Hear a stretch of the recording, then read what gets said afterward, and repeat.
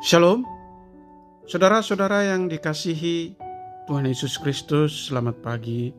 Selamat berjumpa lagi pada renungan harian di pagi ini. Damai sejahtera Allah Bapa dan sukacita Roh Kudus memberkati kita semua. Kiranya kasih dan hikmat Tuhan Yesus Kristus menolong kita untuk melakukan tugas dan berbagai aktivitas kita. Nah, renungan buat kita hari ini, Kamis, tanggal 26 September 2024, diambil dari Kitab Perjanjian Lama, Kitab Imamat pasal 19 ayat 18. Dikatakan demikian. Janganlah engkau menuntut balas dan janganlah menaruh dendam terhadap orang-orang sebangsamu, melainkan kasihilah sesamamu manusia seperti dirimu sendiri. Akulah Tuhan. Demikian firman Tuhan. Tema renungan, kasih itu tidak pendendam.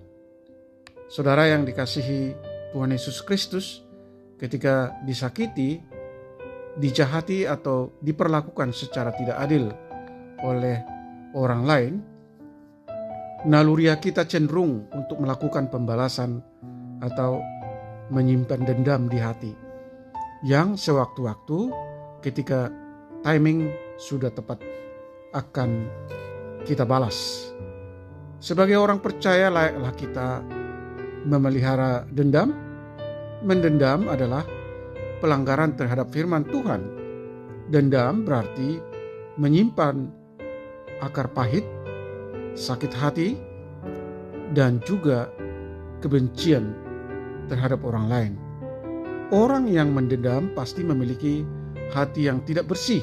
Biasanya pikirannya akan dipenuhi dengan rencana-rencana jahat. Semakin kita mendendam, semakin kita dibawa kepada tindakan jahat lainnya. Alkitab menegaskan bahwa jika kita tidak mau mengampuni orang lain, maka Bapa di surga juga tidak akan mengampuni kesalahan kita. Artinya, dendam hanya akan menghalangi hubungan kita dengan Tuhan. Daud pernah berkata, "Seandainya ada niat jahat dalam hatiku, tentulah Tuhan tidak mau mendengar." Bandingkan Kitab Mazmur pasal 66 ayat 18. Dendam tidak pernah membawa kepada kebaikan. Sebaliknya hanya akan membuat hidup kita menderita. Satu-satunya perilaku yang dapat mengendalikan rasa dendam adalah dengan mengasihi. Bahkan melalui Musa, Tuhan telah menyatakan bahwa kita harus mengasihi sesama. Kata sesamamu mengacu kepada setiap orang yang berhubungan dengan kita, bukan sekedar orang yang tinggal di dekat rumah kita. Kita harus berani mendoakan setiap orang yang menyakiti, yang berbuat jahat kepada kita.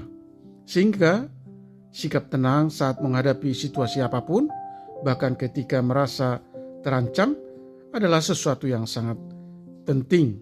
Maka jadilah dewasa dalam menimbang setiap hal yang kita lihat, dengar, atau rasakan.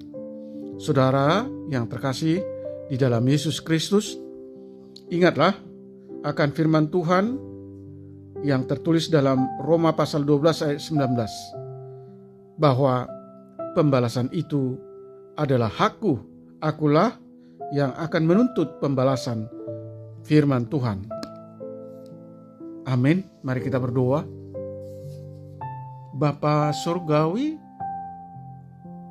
Allah yang kami sembah di dalam Yesus Kristus, kami bersyukur atas pengajaran firman-Mu pada hari ini supaya kami tidak menuntut balas dendam kepada semua orang. Tolong kami Tuhan untuk menjadi orang yang penuh kasih, mau mengasihi sesama, tidak membalas kejahatan dengan kejahatan, karena pembalasan itu adalah hak Allah.